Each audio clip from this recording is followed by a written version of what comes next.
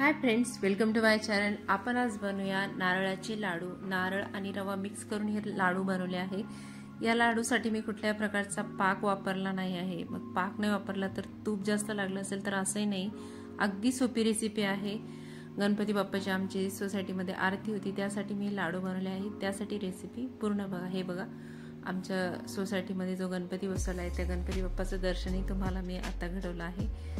तर त्यासाठी मी इथे एक मोठी कढई घेतली आणि 1.5 वाटी रवा मोजून घेतला। आपण जे साहित्य घेतोय त्याचे जे प्रमाण आहे ते एका वाटीने मोजून घ्यायचं व्यवस्थित।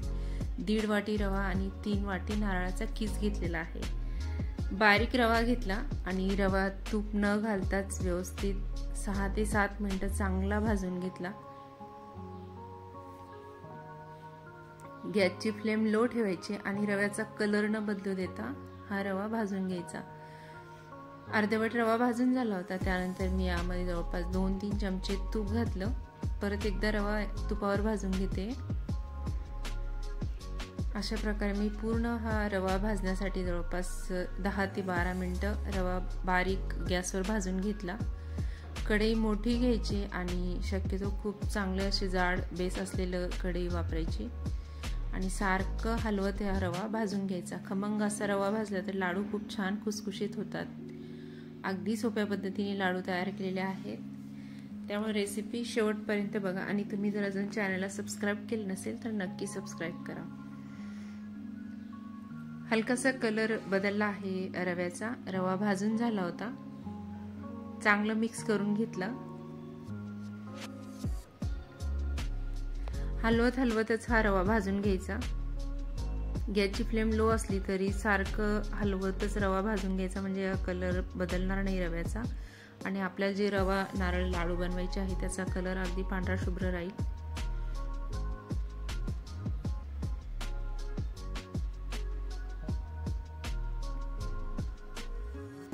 पूर्ण रवा भाजून झाला होता, त्यानंतर मी यामध्ये नारळाचा किस घालत आहे। 2 नारळ फोडून घेतले, त्याची मागचे जे काळं साईड होती ती काढून घेतली आणि त्यानंतर मिक्सरमध्ये चालू बंद करून किस तयार करून घेतला।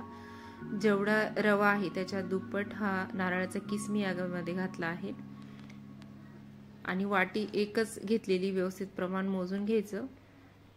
1.5 वाटी रव्याला 3 वाटी नारळाचा किस घातला आहे। अगेन गॅसची स्पीड जी आहे ती लो ठेवायची आणि खमंग असं आपलं हे जे नारळ आहे ते भाजून घ्यायचं, नारळ आणि रवा।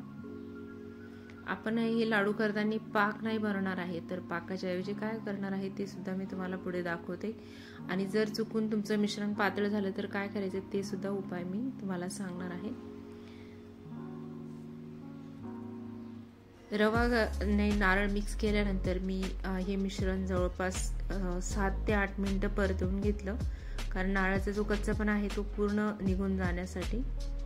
हे लाडू फ्रीजमध्ये जवळपास 7 ते 8 दिवस टिकतात आणि फ्रीजच्या बाहेर 2-3 दिवस राहू शकतात, कारण आपण यामध्ये दूध घालणार आहे। मग दूध घातल्यामुळं हे लाडू फ्रीजच्या बाहेर जास्त दिवस नाही राहणार आणि तुम्हाला जर जास्त दिवसासाठी बनवायचे असेल तर तुम्ही दुधाऐवजी पाणी सुद्धा नक्की वापरू शकता। सारखं हलवत हलवत मी रवा आणि नारळ व्यवस्थित भाजून घेतलं। भाजत असताना याचा कलर कुठेही बदलला नाही पाहिजे किंवा आपण हे सोडून दुसरं काही काम करायला नाही गेलो पाहिजे। सारखं मिक्स करत राहायचं, तर हे एकसारखं व्यवस्थित भाजून येतं।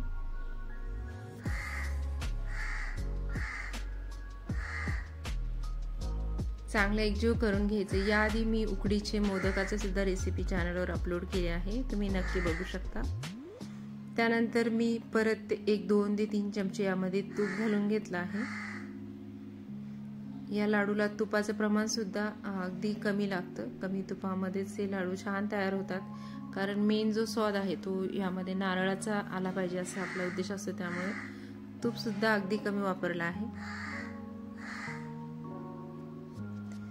त्यानंतर भाजलेला रवा मी परातीमध्ये काढून घेतला आणि त्यानंतर इथे घेतला आहे दूध। ज्या वाटीने मी रवा मोजून घेतला होता त्याच वाटीने 1 वाटीपेक्षा थोडंसं 1 इंचभर कमी असं दूध घेतलेलं आहे। दूध कढईमध्ये घालून घेतलं आणि त्यानंतर यामध्ये साखर घालत आहे। याच वाटीने मी साखरेचं प्रमाण सांगते, सेम वाटी वापरली आहे मी। 1.5 वाटी साखर घेतली आहे। तुम्ही जर पाणी वापरलं तरी सुद्धा पाणी पण एवढंच वापरायचं, एका वाटीपेक्षा थोडंसं कमी, कारण नारळाचं जे ओलसरपण आहे त्यामुळे याला जास्त प्रमाणात पाणी किंवा दूध लागत नाही, खूप कमी लागतं.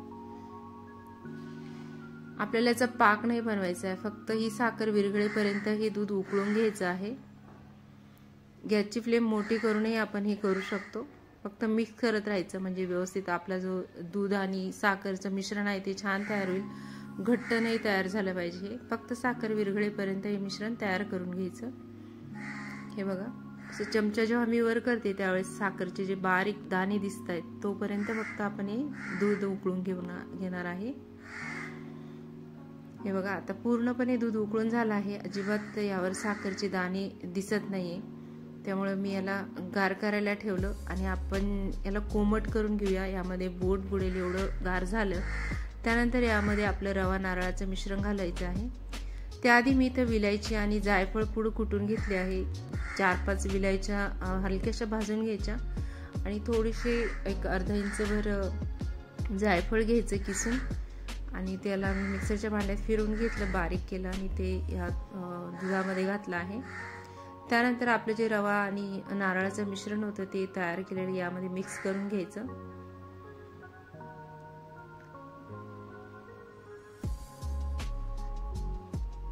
गॅसची फ्लेम बंद आहे, लक्षात घ्या, कारण आपल्याला हे दूध असं कोमट असतानाच यामध्ये मिक्स करायचं आहे.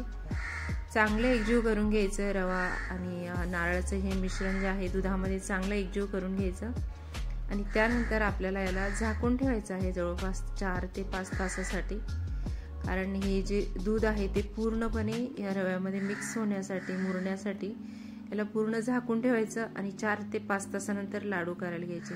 आता अशा वेळेस एखाद्या वेळेस तुम्ही जर नारळ कमी परतवला तर लाडूचं जे मिश्रण आहे ते पातळ होऊ शकतं. तर त्यावेळेस काय करायचं, आपली जी पुरणाची गाळणी असते त्यावर हे नारळाचं मिश्रण, म्हणजे आपले जे लाडूचं मिश्रण आहे ते टाकून ठेवायचं. म्हणजे त्यातलं जे एक्स्ट्रा पाणी आहे किंवा एक्स्ट्रा जे दूध आहे ते निघून जातं आणि मग नंतर आपण लाडू व्यवस्थित तयार करू शकतो, किंवा हलकंसं परतवून घेतलं तरी सुद्धा चालतं. हे बघा, त्यानंतर मी लाडू तयार करून घेत आहे. मस्त असे लाडू तयार करून घेतला आणि त्यानंतर त्याला वरून डेसिकेटेड कोकोनटने गार्निशिंग करून घेतले आहे. ऑप्शनल आहे, डेसिकेटेड कोकोनट असेल तर लावलं तरी चालतं, नसेल तरीही चालतं. मस्त अगदी असे छोट्या आकाराचे मोदक एवढे लाडू तयार करून घेतले आणि एकदम 5 ते 6 लाडू तयार करून घ्यायचे. डेसिकेटेड कोकोनटमध्ये हलकेसे घोळून घ्यायचे. खूप छान असे एकदम टेस्टी हे लाडू तयार होतात. नक्की बनवून बघा. अगदी सोप्या पद्धतीने आपण हे लाडू तयार करू शकतो. दरवेळेस मोदक करण्यापेक्षा यावेळेस गणपती बाप्पासाठी लाडूचा नैवेद्य करायचं ठरवलं होतं, त्यामुळं मी अशा प्रकारे नारळ आणि रव्याचे लाडू बनवले आहे. अगदी सोप्या पद्धतीने आपण तयार करू शकतो. कुठल्याही फेस्टिवलला एखाद्या वेळेस आपल्याला जर गोड पदार्थ एक दिवस आधीच तयार करून ठेवायचं असेल त्यासाठी सुद्धा एक खूप छान ऑप्शन आहे. नक्की बनवून बघा. अगदी सोपी रेसिपी आहे. व्हिडिओ थोडा जरी आवडला असेल तर नक्की लाईक करा. चॅनलवर नवीन असाल तर सबस्क्राईब करा. तुमचा अमूल्य वेळ देऊन व्हिडिओ बघितला त्यासाठी खूप खूप धन्यवाद. अशाच प्रकारच्या वेगवेगळ्या रेसिपी आधीसुद्धा चॅनलवर अपलोड केलेल्या आहेत, त्यांना सुद्धा नक्की व्हिजिट करा.